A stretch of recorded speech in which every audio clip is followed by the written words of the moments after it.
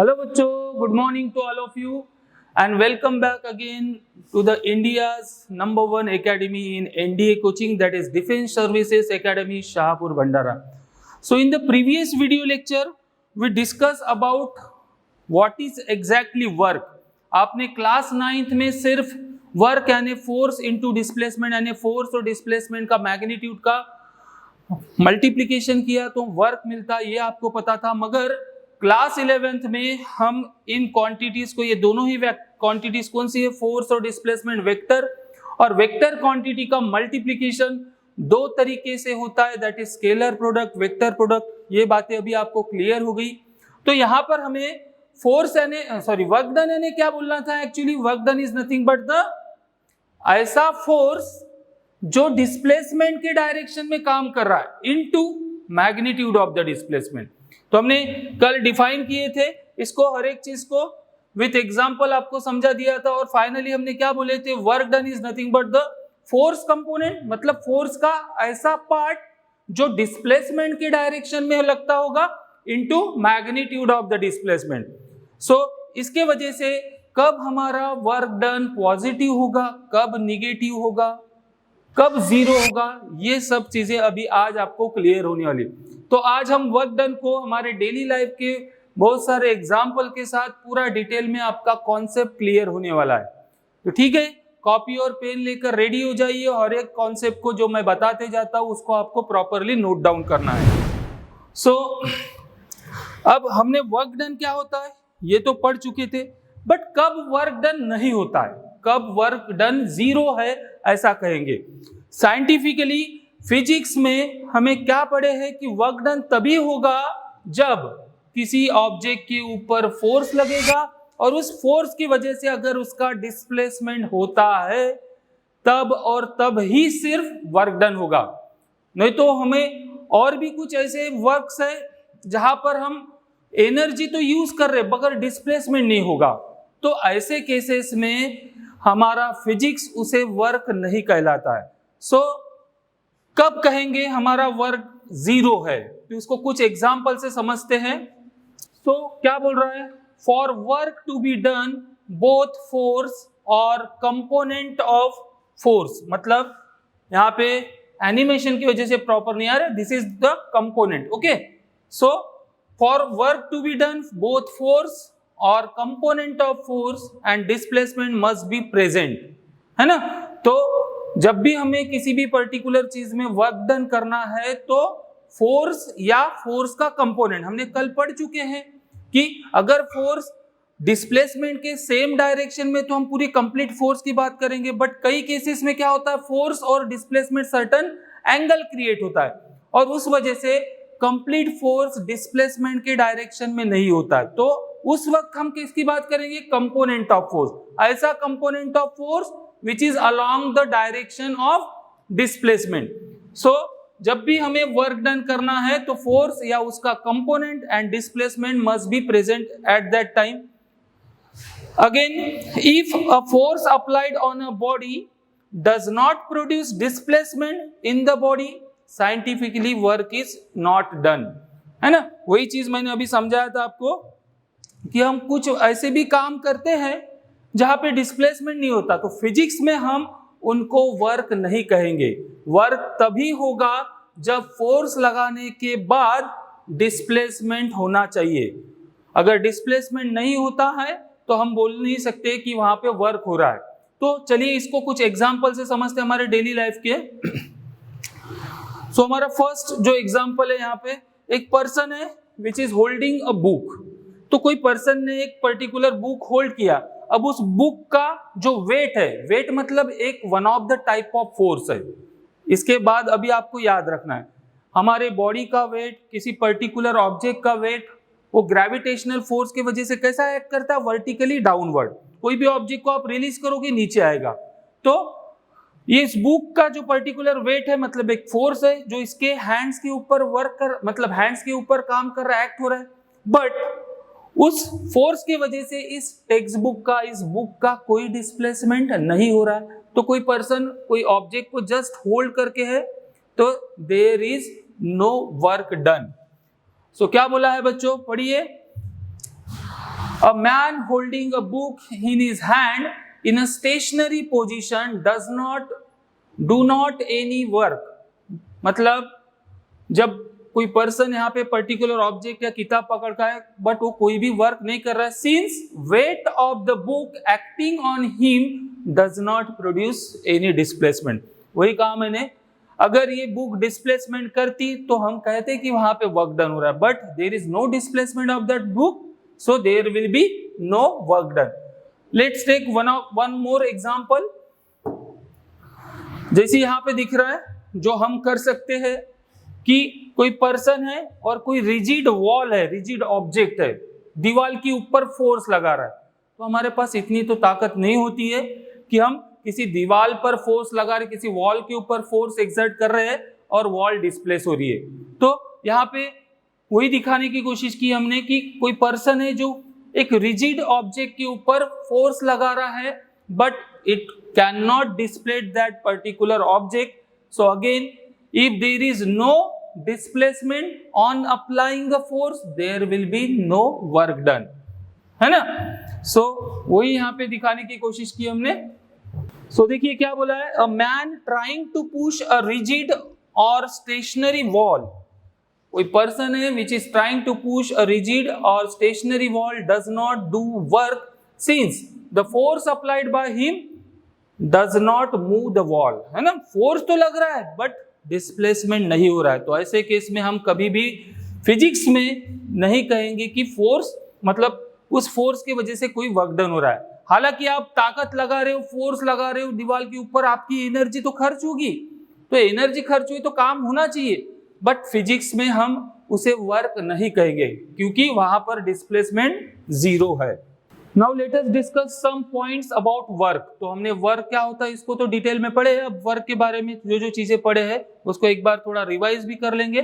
सो क्या कर रहा है बच्चों, first point, work is a scalar quantity, है ना. हमने पढ़ चुके हैं work is a scalar quantity which is the dot product of two vector quantity.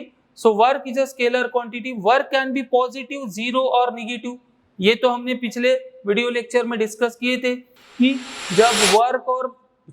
जब फोर्स और डिस्प्लेसमेंट दोनों की डायरेक्शन सेम रहेंगी तो वर्क मस्ट बी पॉजिटिव. अगर दोनों की डायरेक्शन निगेटिव मतलब अपोजिट रहेगी, दोनों के बीच का एंगल 180 डिग्री रहेगा, तो cos 180 -1 होता है, इसलिए वहां पे वर्क डन क्या हो जाएगा, जीरो. और जब डिस्प्लेसमेंट की वैल्यू जीरो रहेगी, फोर्स लगा रहे मगर डिस्प्लेसमेंट जीरो हो रहा, तो तब भी क्या होता है, वर्क डन की वैल्यू जीरो. तो वर्क की वैल्यू हमारी पॉजिटिव भी रह सकती है, जीरो भी रह सकती है, नेगेटिव भी रह सकती है. नाउ सेकेंड पॉइंट क्या बोल रहा है, negative work does not mean it is a vector quantity. मतलब हम अब यहाँ पे थोड़ा सा आपको कंफ्यूज हो सकता है कि ये क्या बोल रहा है. हम वर्क डन को पॉजिटिव बोले और कभी निगेटिव भी आएगा, तो निगेटिव साइन हम जनरली किस लिए दिखाते हैं बच्चों, डायरेक्शन को रिप्रेजेंट करने के लिए. ठीक है, फिजिक्स में आप बहुत सारे डेरिवेशंस में पढ़ोगे तो वहां पे निगेटिव साइन दिखेगा, और निगेटिव साइन का मैक्सिमम वक्त यही एक मीनिंग होता है कि कोई दो पर्टिकुलर क्वांटिटीज अपोजिट डायरेक्शन है, मतलब डायरेक्शन को रिप्रेजेंट करने के लिए हम निगेटिव साइन दिखाते वहां पे. बट निगेटिव दिखा रहे मतलब डायरेक्शन दिखा रहे मतलब वो वेक्टर क्वांटिटी है, बट ऐसा यहां नहीं होगा. यही कहना है सेकेंड पॉइंट का, negative work does not mean it is a vector quantity. Work done by friction is negative as the displacement is opposite to the friction. जब भी हम कोई चल रहे हैं किसी रास्ते के ऊपर या फिर कोई व्हीकल है जो मोशन कर रही है, तो याद रखना हमेशा जब भी हम चल रहे हैं तो हमारे जो पैर होते हैं उसके ऊपर फ्रिक्शन होता है, और फ्रिक्शन हमेशा हम चल रहे हैं आगे, बट फ्रिक्शन की डायरेक्शन बच्चों हमेशा होती पीछे. ये चीज आप अच्छे से याद रखना. जब भी हम कोई रास्ते पे वॉक कर रहे, उसी फ्रिक्शन के वजह से ही हम वहां पे वॉक कर पाते. फ्रिक्शन हमें आगे की ओर पुश करता है और उसकी डायरेक्शन होती पीछे. तो जब डिस्प्लेसमेंट और डायरेक्शन मतलब डिस्प्लेसमेंट और फोर्स ये दोनों की डायरेक्शन अगर अपोजिट होगी तब क्या होता है, 180 होगा, cos 180 -1, और तब वर्क डन की वैल्यू क्या होगी, zero. So work done by friction is negative as the displacement is in the opposite direction. Displacement and friction. Next third point क्या बोल रहा है, dimension of work is ml2t-2। अभी फिलहाल में आपको डायमेंशंस के बारे में नहीं पता है। डायमेंशन मतलब होता है बच्चों कि कोई पर्टिकुलर फिजिकल क्वांटिटी जो है वो किससे बनी हुई है, मतलब कुछ हमारे फिजिक्स में फंडामेंटल मतलब बेसिक क्वांटिटीज है। आपने पढ़ चुके क्लास 8, 9, 10 में CGS, MKS, FPS, ये क्या है? सिस्टम ऑफ यूनिट्स है। उसी तरह उसके बाद हमने एक नई सिस्टम बनाई दैट इज SI सिस्टम, इसके बारे में भी आपने सुन चुके हो।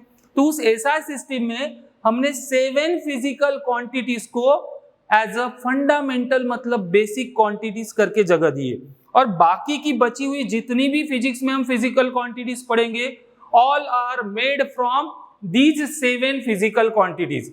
सो किसी भी पर्टिकुलर क्वांटिटी में length, mass, time, temperature, electric current मतलब 7 फिजिकल क्वांटिटीज जो फंडामेंटल क्वांटिटी बोला वो कितने बार यूज हो रही है वो निकालना यानी डायमेंशन होते। तो आप क्लास 11 के फर्स्ट चैप्टर में पढ़ लोगे। अभी फिलहाल के लिए इसको आप सिर्फ नोट डाउन कर लो, क्या कैसे निकालते हैं सब हम 11th में पढ़ेंगे। After that SI unit of work is joule. ये तो हमें पता है, वर्क हो या एनर्जी हो हम उसको किस में मेजर करते हैं? जूल में, जिसको हम कैपिटल J से रिप्रेजेंट करेंगे। और जब फुल फॉर्म लिखना होता है हमेशा याद रखना, चाहे वो किसी पर्सन के नाम से शुरू हो या नॉर्मल विदाउट एनी पर्सन, मतलब कुछ हमारे जो SI यूनिट्स होते जैसे न्यूटन हो गया, जूल हो गया, केल्विन, ये साइंटिस्ट के नाम से शुरू होते, और कुछ जैसे मीटर, किलोग्राम ये किसी पर्सन के नाम से शुरू नहीं होते।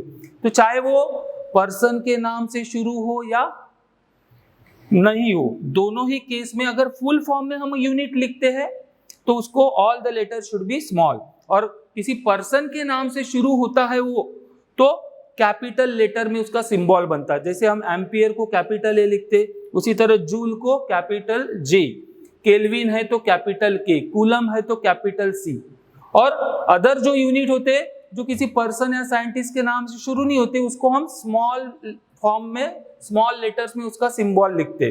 तो ये भी आप क्लास 11th में पढ़ोगे। सो 1 जूल इज इक्वल टू क्या होता है? 1 न्यूटन इंटू 1 मीटर। ये हमने पढ़ चुकी है, क्या कहां से आया ये 1 न्यूटन इंटू 1 मीटर? हमने क्या पढ़े हैं बच्चों? वर्क यानी फोर्स इंटू डिस्प्लेसमेंट। मुझे बताओ कब हम कहेंगे कि 1 जूल का वर्क हुआ है? 1 जूल का वर्क हुआ है, ऐसा कब कहेंगे? जब किसी ऑब्जेक्ट के ऊपर हम 1 न्यूटन का फोर्स लगा रहे हैं और उस 1 न्यूटन के फोर्स की वजह से 1 मीटर का अगर डिस्प्लेसमेंट हो रहा है तो हम क्या कहेंगे? There is a work of 1 joule. तो इसीलिए कहा है यहाँ पे 1 joule is equal to 1 newton into 1 metre.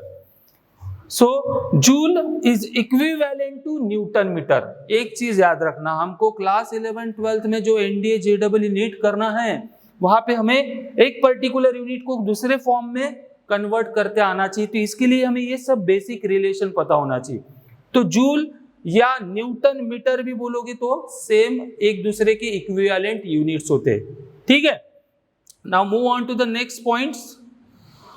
क्या बोल रहा है? 5th point, 1 joule is the amount of work done when 1 newton of force acting on a body displaces it through 1 metre. वही बोला कि अगर किसी पर्टिकुलर ऑब्जेक्ट के ऊपर 1 न्यूटन का फोर्स लगाने के बाद अगर वो बॉडी 1 मीटर का डिस्प्लेसमेंट कर रही है तो there is a work of 1 joule.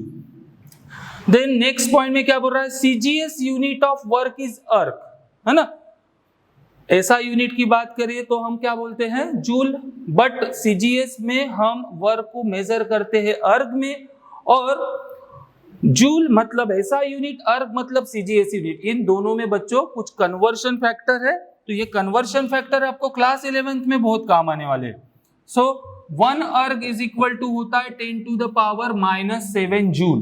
तो ये कन्वर्शन फैक्टर है। अगर हमें किसी फिजिकल क्वांटिटी जैसे जूल, मतलब अगर हमें वर्क या एनर्जी अर्ग में दिए तो हम उसको जूल में कन्वर्ट करना है तो 10⁻⁻7 से हमें मल्टीप्लाई करना होगा।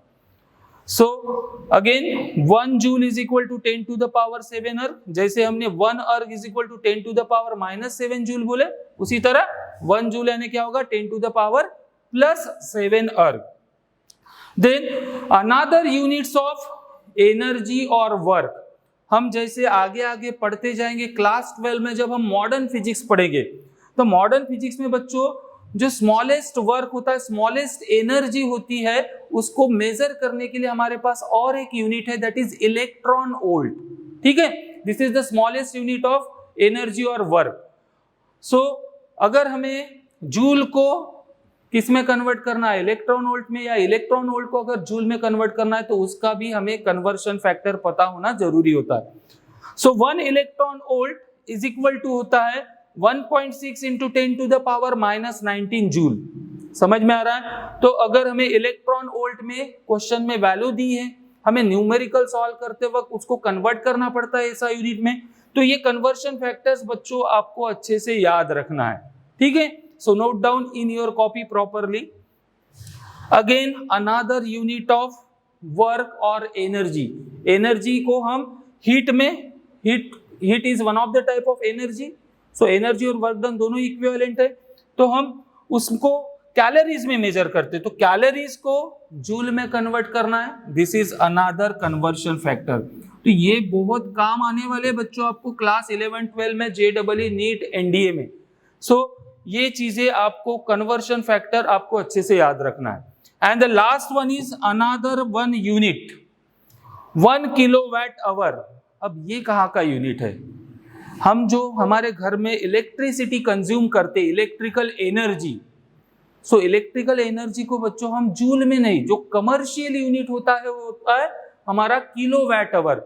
जैसे हम घर में कहते हैं कि कितनी यूनिट जले, तो 1 unit of electricity is nothing but 1 kilowatt hour, मतलब हमने 1 किलोवाट आवर की इलेक्ट्रिक एनर्जी कंज्यूम की, मतलब 1 यूनिट कंज्यूम किए।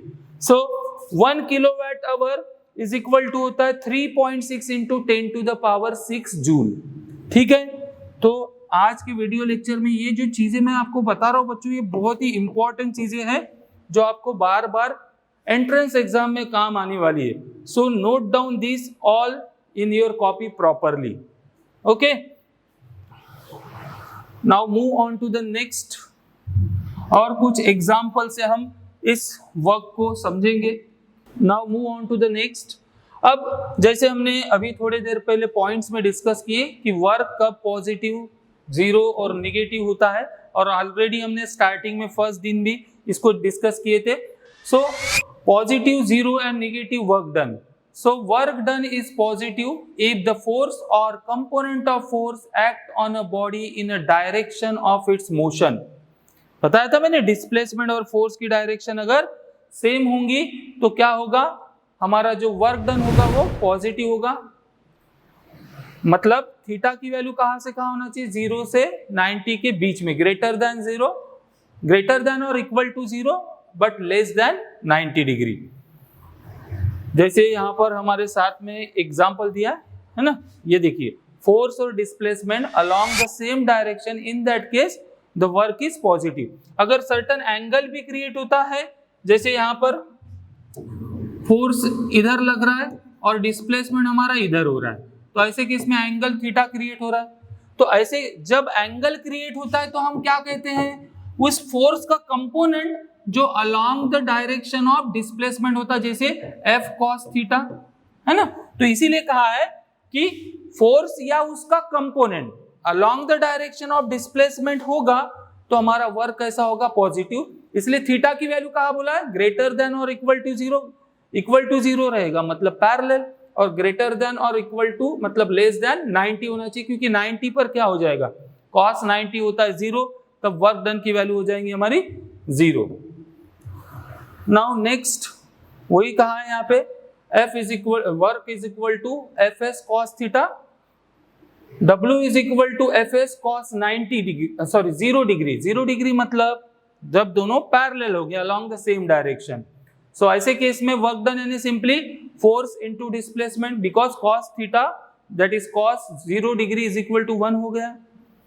Now second, work done is 0। कब 0 होगा ये भी आपने डिस्कस कर चुके कि जब हमारे थीटा यानी angle between the force and displacement 90 degree होगा, in that case the work done is 0.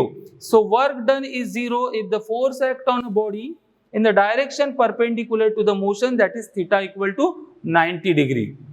तो जैसे यहाँ पे एग्जांपल में आपको दिख रहा है कि डिस्प्लेसमेंट इधर हो रहा है बट फोर्स उसके परपेंडिकुलर लग रहा है, तो cos 90 0 होगा, इसलिए वर्क डन की वैल्यू भी क्या होगी ऐसे केस में 0 होगी।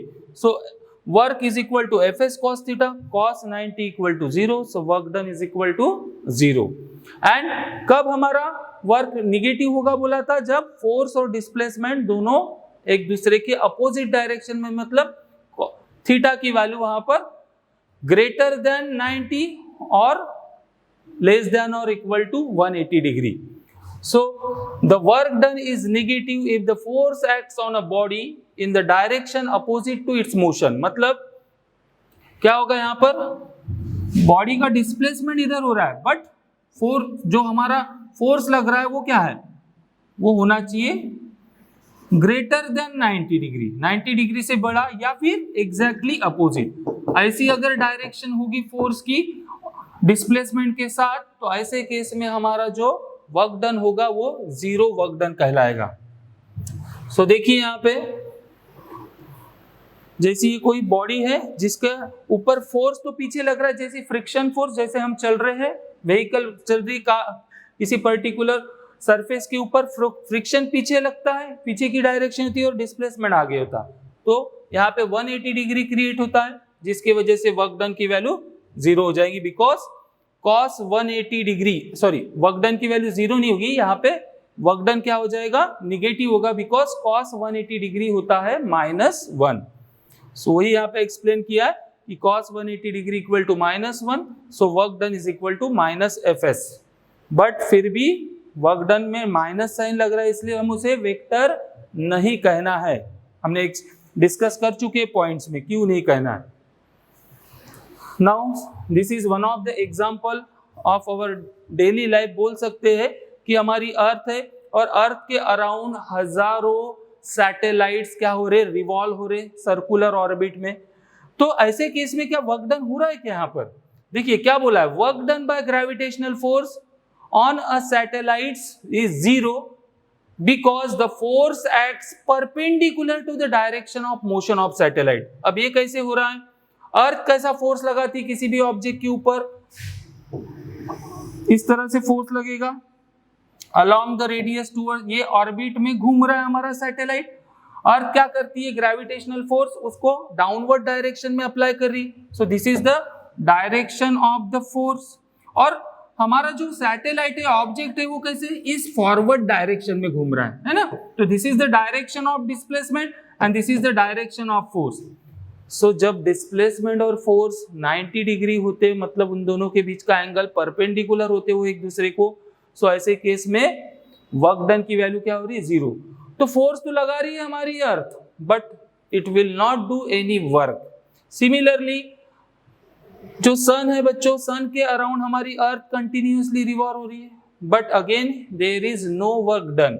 Similarly work done by the sun on the earth is 0 because earth जिस डायरेक्शन में मूव हो रही है, सन उसके ऊपर ग्रेविटेशनल फोर्स अप्लाई कर रहा है वो, बट डिस्प्लेसमेंट एंड जो फोर्स अप्लाई कर रहे हैं वो अगेन परपेंडिकुलर होने की वजह से वर्क डन यहाँ पर भी क्या होगा बच्चों, 0 होगा। And this is the last points, some of the last point of the work done. क्या बोला है, when we throw a ball vertically upwards the work done by our force is positive, whereas work done by the gravitational force is negative since it acts in the direction opposite to the motion of the ball। तो क्या कह रहा है यहाँ पे, जब हम किसी बॉल को वर्टिकली अपवर्ड फेंकते हैं तो work done by our force is positive, क्योंकि हम देखो हम जिस डायरेक्शन में हमें डिस्प्लेसमेंट करना होता है हम उसी डायरेक्शन में अपने हाथों से फोर्स लगाते हैं, तो फोर्स और डिस्प्लेसमेंट की डायरेक्शन सेम होती है। थीटा कितना क्रिएट होता है, 0 से 90 के बीच में क्रिएट होता है, तो ऐसे केस में वर्क डन तो क्या होने वाला, पॉजिटिव।